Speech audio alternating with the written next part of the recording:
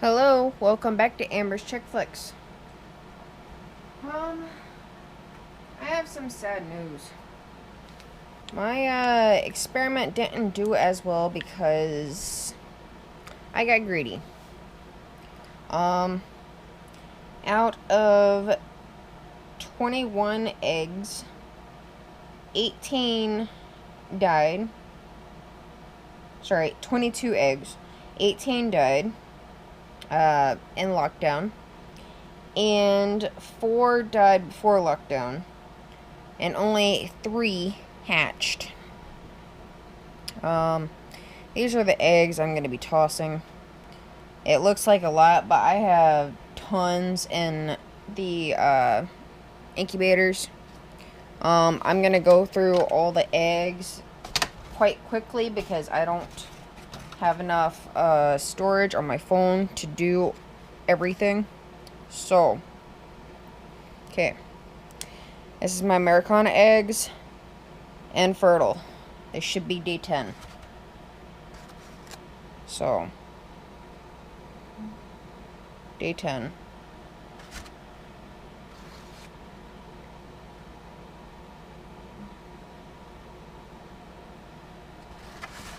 As I said, I'm gonna go pretty fast.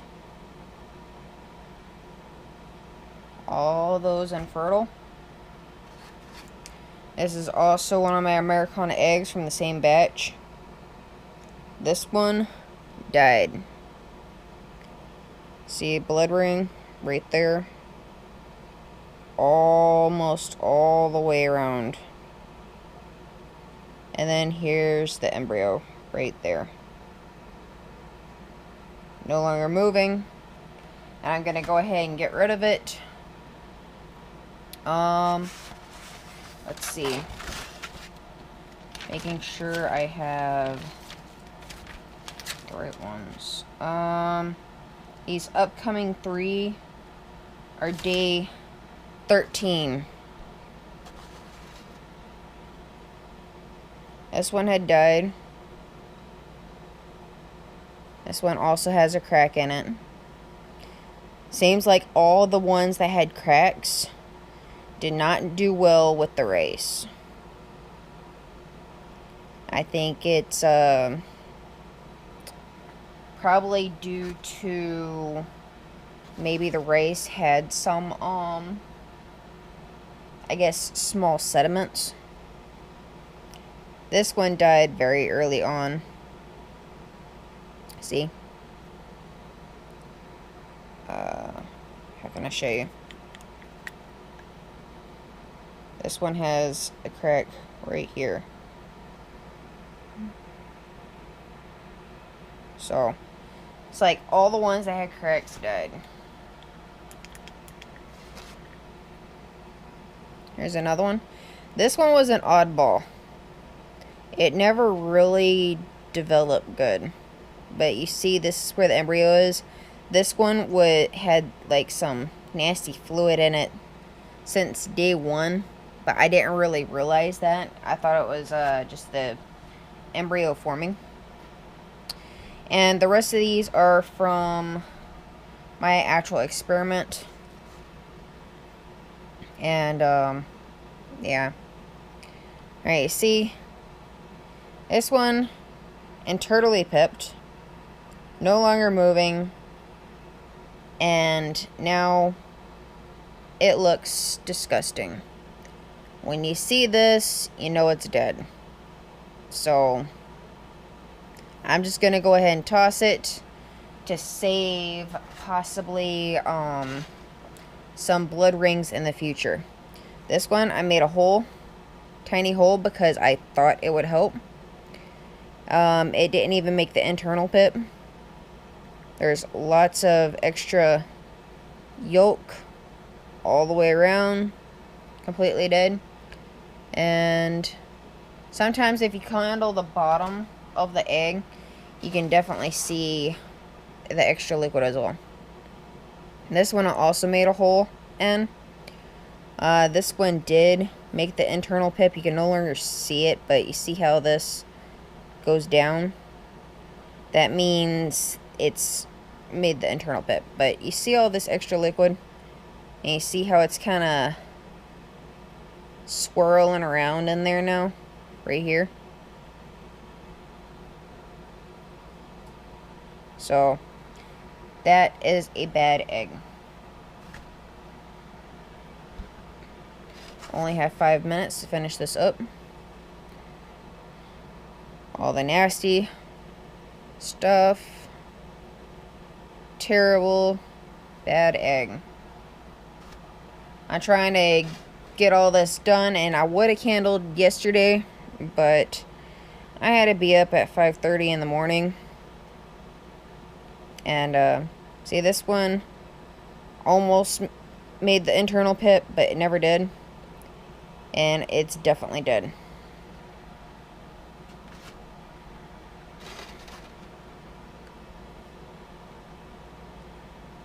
So,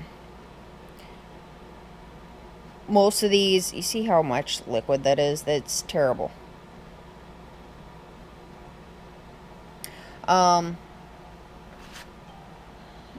7 of the turned ones went into the hatcher. Only 3 hatched. Everybody else had way too much liquid. So, all the ones from the non-turned hatch died. And, as you can see, this is why. I shouldn't have been greedy. I shouldn't have added extra eggs. It spiked the humidity, which really did terrible for my whole batch.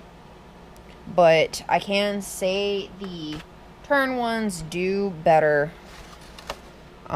They get rid of more moisture because they're being turned, and the embryos seem to fill up the egg a lot more. So I would definitely turn just based on that, and plus 4 of the eggs died before they even went into lockdown. So based on that, I would definitely turn the eggs.